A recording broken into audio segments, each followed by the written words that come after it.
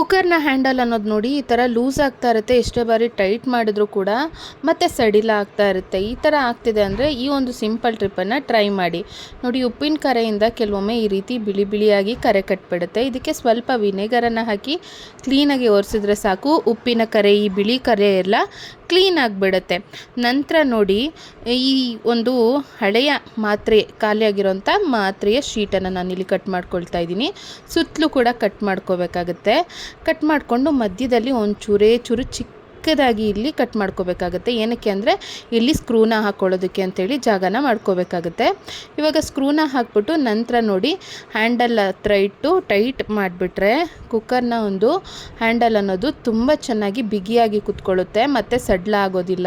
ಈ ಒಂದು ಟಿಪ್ ತುಂಬಾ ಯೂಸ್ ಆಗುತ್ತೆ. ಟಿಪ್ ಇಷ್ಟ ಆದರೆ ಲೈಕ್ ಕೊಟ್ಟು ಹೆಚ್ಚಿನ ಜನರಿಗೆ ಶೇರ್ ಮಾಡಿ. ಹೆಚ್ಚಿನ ಟಿಪ್ಸ್ ವಿಡಿಯೋ ನೋಡಲು ಫಾಲೋ ಮಾಡಿ. ಧನ್ಯವಾದಗಳು. Thank you all.